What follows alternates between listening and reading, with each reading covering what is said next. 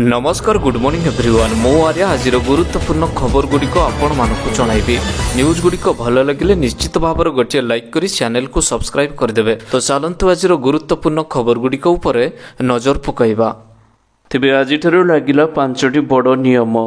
तेबे एटीएम रु नगद टंका फेरस्त देय 1 फेब्रुआरी 2025 तारिख वृद्धि करा जायछि। नुआ नियम अनुसार वर्तमान प्रति मासरे मात्र 3 थर मागणार एटीएम रु टंका प्रत्याहार करा जाय पारिबो। या पर प्रत्येक अतिरिक्त कारबार रूपरे 25 टंका चार्ज हेबो। जहाँ पूर्वर 20 टंका रही एबे ताकू बढ़ा जाय 25 टंका करा जाय अछि। तेबे तैल मार्केटिंग कंपनी गुड़िकर मध्य आज 19 किलोग्राम सिलिंडर रे एलपीजी मूल्य 4 रु 7 टंका पर्यंत ह्रास पाइछि। घर गैस सिलिंडर मूल्य रे कौनसी परिवर्तन करा जाय नाही। यथा 2024 अगस्त 1 रु 14 किलोग्राम एलपीजी सिलिंडर मूल्य रे एबे पर्यंत कौनसी परिवर्तन करा जाय नाही।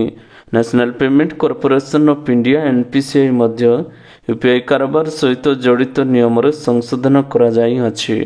फेब्रुआरी 1 तारिख स्वतंत्र अक्षर को नहीं यूपीआई आईडी ग्रहण करा जिवो नाही बोली वर्तमान यूपीआई व्यवहारकारी मानकु केवल अल्फा न्यूमेरिक कैरेक्टर्स व्यवहार करी सेमानकर आईडी सृष्टि करबाकू पड़िबो। 1 फेब्रुआरी सर्वनिम्न बालांस सीमार मध्य परिवर्तन करा जाय अछि।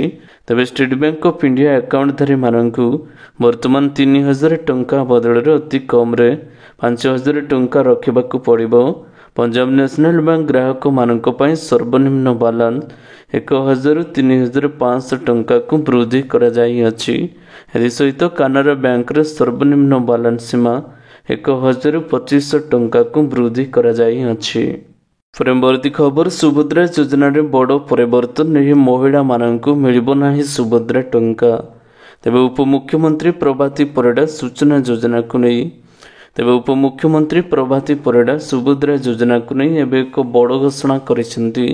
जो माने national payment corporation of India बा भारतीय जातीयोदय निगम बा एनपीसीआई क्लियर करनथिबे सेमानक अकाउंट को टंकाटी जीवनी बोली कहिसेंती। जनवरी 29 एवं 30 तारिख बैंक रे स्वतंत्र व्यवस्था करा जायथिला। तेबे यार डेडलाइन से दिन रहिथिला। सुभद्रा पई आवेदन करिथिबा हिताधिकारी माने निज निज बैंक को जाई एनपीसीआई क्लियर करिसंती।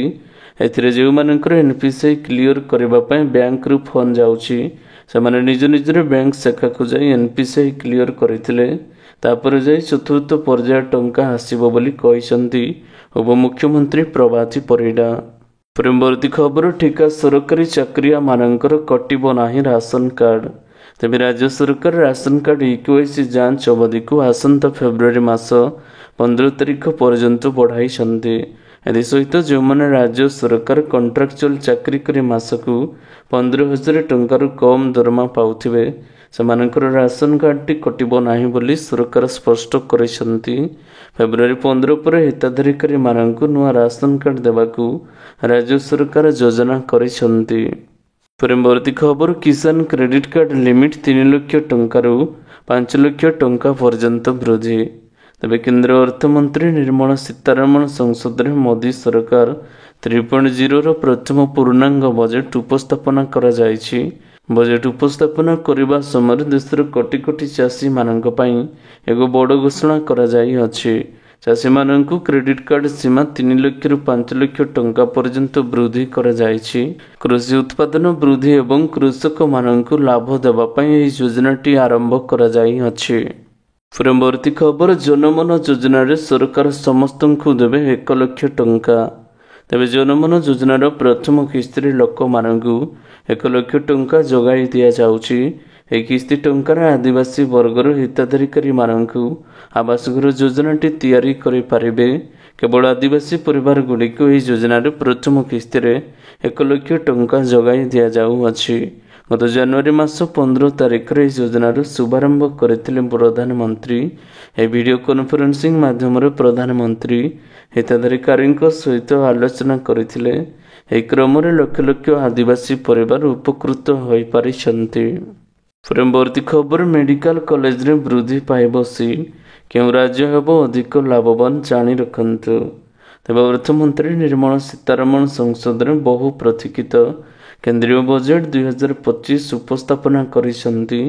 ଅର୍ଥମନ୍ତ୍ରୀ ଶିକ୍ଷା କ୍ଷେତ୍ର ପାଇଁ ଏକ ଗୁରୁତ୍ୱପୂର୍ଣ୍ଣ ଘୋଷଣା କରିଛନ୍ତି।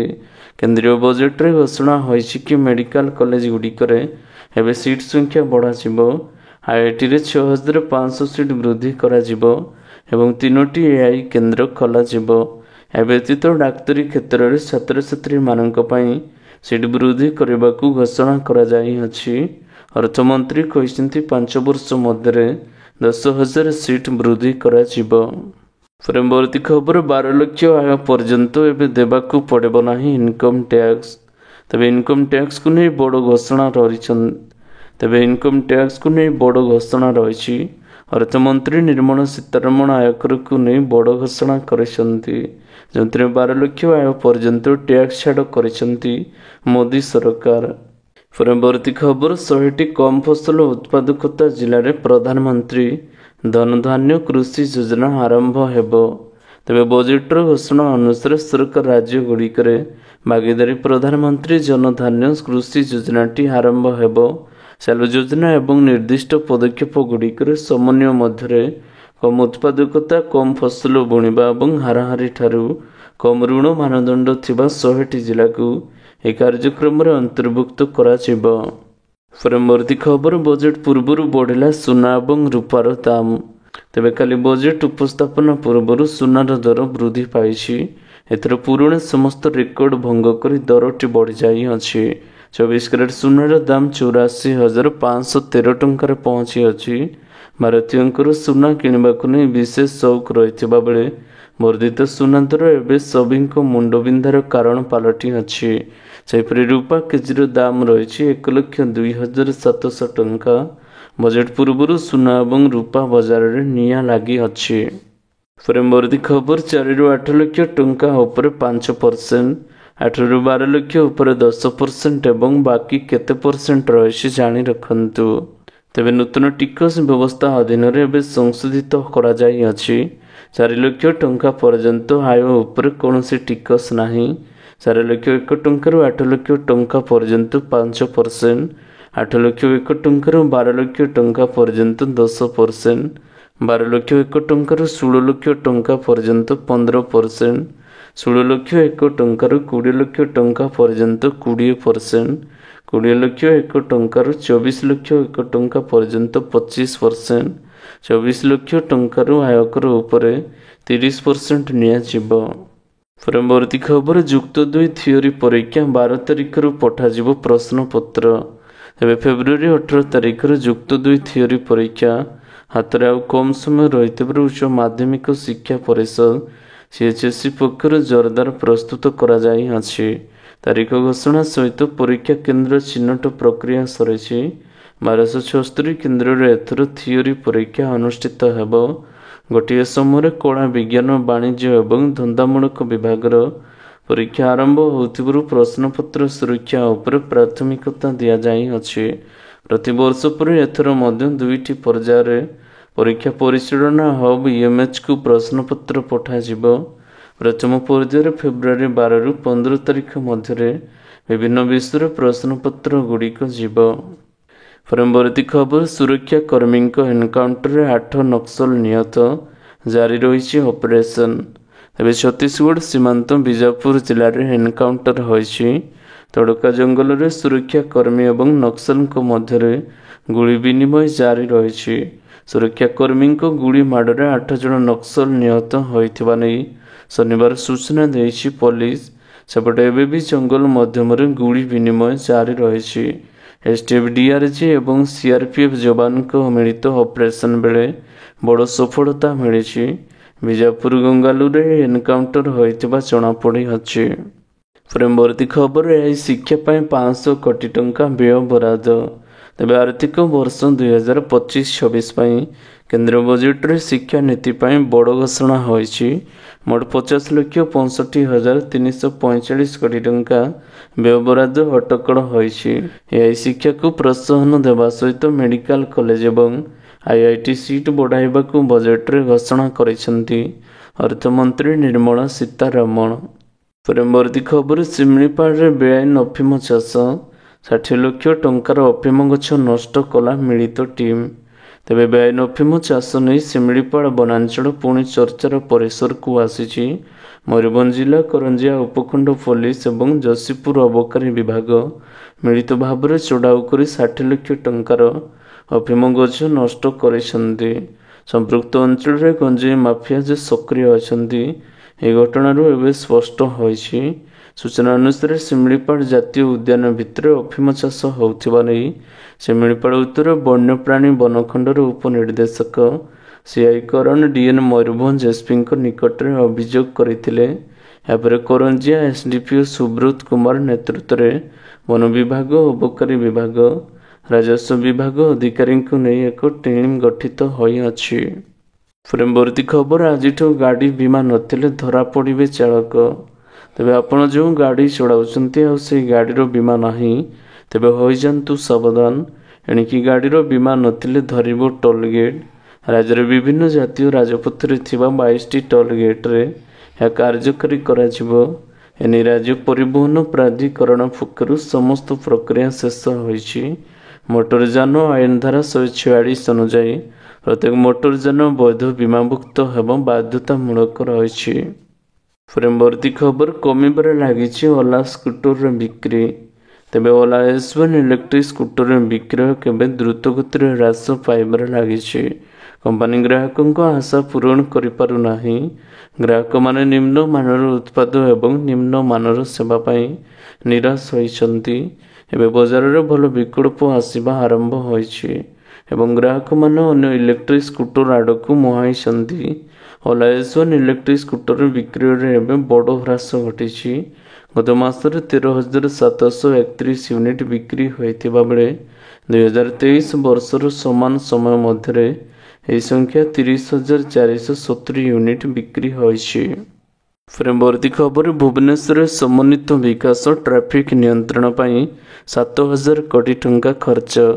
ତେବେ ମୁଖ୍ୟମନ୍ତ୍ରୀ ମୋହନ ଚରଣ ମାଝୀ ଶୁକ୍ରବାର ଲୋକସେବା ଭବନର ପୂର୍ତ୍ତ ବିଭାଗ କାର୍ଯ୍ୟକ୍ରମ ସମୀକ୍ଷା କରି ରାଜ୍ୟ ସରକାରଙ୍କ ପକ୍ଷରୁ ପରିକଳ୍ପିତ ବିଭିନ୍ନ ନୂତନ ପ୍ରକଳ୍ପଗୁଡ଼ିକ ତୁରନ୍ତ କାର୍ଯ୍ୟକାରୀ କରିବାକୁ ନିର୍ଦ୍ଦେଶ ଦେଇଛନ୍ତି। ବର୍ତ୍ତମାନ ସୁଦ୍ଧା ବଜେଟ୍ର ପରିମାଣ 72% ଖର୍ଚ୍ଚ ହୋଇଥିବା ବେଳେ ଆର୍ଥିକ ବର୍ଷ ଶେଷ ସୁଦ୍ଧା 100% ଖର୍ଚ୍ଚ କରିବାକୁ ମୁଖ୍ୟମନ୍ତ୍ରୀ ନିର୍ଦ୍ଦେଶ ଦେଇଛନ୍ତି। ବୈଠକରେ ଭୁବନେଶ୍ୱର ସମନ୍ୱିତ ବିକାଶ ଏବଂ ଟ୍ରାଫିକ୍ ଭିଡ଼ ହ୍ରାସ ଯୋଜନା ସମ୍ପର୍କରେ ଆଲୋଚନା କରାଯାଇଅଛି। ଏଥିଲାଗି ପ୍ରାୟ 7,000 କୋଟି ଟଙ୍କା ବିନିଯୋଗ କରିବାକୁ ସ୍ଥିର କରାଯାଇଥିବା ଜଣାପଡ଼ିଅଛି। ପରବର୍ତ୍ତୀ ଖବର, ମାଗଣା ରାସନକୁ ନେଇ ବଡ଼ ଖବର। 20,000ରୁ ଅଧିକ ଫେରିଲେଣି କାର୍ଡ। ତେବେ ମାଗଣା ରାସନକୁ ନେଇ ଆସିଛି ବଡ଼ ଖବର। 20,000ରୁ ଅଧିକ ଲୋକ ଫେରାଇଲେଣି ରାସନ କାର୍ଡ। ବର୍ତ୍ତମାନ ସୁଦ୍ଧା 20,000 ସରକାରୀ ଚାକିରି ଫେରାଇଛନ୍ତି ରାସନ କାର୍ଡ। ଏକଥା କହିଛନ୍ତି ଯୋଗାଣ ମନ୍ତ୍ରୀ କୃଷ୍ଣଚନ୍ଦ୍ର ପାତ୍ର। ମନ୍ତ୍ରୀ କହିଛନ୍ତି, କଣ୍ଟ୍ରାକ୍ଚୁଆଲ ଚାକିରି ଅର୍ଥାତ୍ 11ରୁ 12,000 ଦରମା ପାଉଥିବା ସରକାରୀ ଚାକିରିଆଙ୍କ କଟିବ ନାହିଁ ରାସନ କାର୍ଡ। ପରବର୍ତ୍ତୀ ଖବର, କୃଷି ଆୟ ବାର୍ଷିକ 5.23% ହାରରେ ବୃଦ୍ଧି। ତେବେ କ୍ରମାଗତ ଭାବରେ ଦେଶରେ ଖାଦ୍ୟଶସ୍ୟ ଉତ୍ପାଦନ ବୃଦ୍ଧି ପାଇ ଚାଲିଛି। ଏପରିକି ବିଗତ କିଛି ବର୍ଷ ମଧ୍ୟରେ ଖାଦ୍ୟଶସ୍ୟ ଉତ୍ପାଦନ ଉଲ୍ଲେଖନୀୟ ଅଭିବୃଦ୍ଧି ଘଟିଛି। 2020-21 ଆର୍ଥିକ ବର୍ଷରେ ଖାଦ୍ୟଶସ୍ୟ ଉତ୍ପାଦନ 310.7 ମିଲିୟନ ଟନ୍ ହୋଇଥିବା ବେଳେ 2023-24 ଆର୍ଥିକ ବର୍ଷରେ ଏହାର ପରିମାଣଟି 332.30 ମିଲିୟନ ଟନ୍ରେ ପହଞ୍ଚିଅଛି। ସେଭଳି ବିଗତ ବର୍ଷଗୁଡ଼ିକରେ କୃଷି କ୍ଷେତ୍ରରେ ବାର୍ଷିକ ହାରାହାରି 5% ଅଭିବୃଦ୍ଧି ରେକର୍ଡ କରାଯାଇଅଛି। ତେବେ ଆଶା କରୁଛି ଆଜିର ଗୁରୁତ୍ୱପୂର୍ଣ୍ଣ ଖବରଗୁଡ଼ିକ ଆପଣମାନଙ୍କୁ ନିଶ୍ଚିତ ଭାବରେ ଭଲ ଲାଗିଥିବ। ଯଦି ଭଲ ଲାଗିଥାଏ ଭିଡ଼ିଓକୁ ଗୋଟେ ଲାଇକ୍ କରନ୍ତୁ ଏବଂ ଚ୍ୟାନେଲକୁ ସବସ୍କ୍ରାଇବ୍ କରିବା ପାଇଁ ବିଲକୁଲ ବି ଭୁଲନ୍ତୁ ନାହିଁ। ଆପଣଙ୍କ ଭଲ ପାଇବା ସ୍ୱରୂପ ଭିଡ଼ିଓକୁ ସେୟାର କରିଦେବେ। ପୁଣି ଦେଖା ହେବ ଲାଟେଷ୍ଟ ଅପଡେଟ୍ରେ। ସେତେବେଳେ ପର୍ଯ୍ୟନ୍ତ ବିଦାୟ ନେଉଛି। ବନ୍ଦେ ମାତରମ୍, ଟେକ୍ କେୟାର, ବାଏ ବାଏ।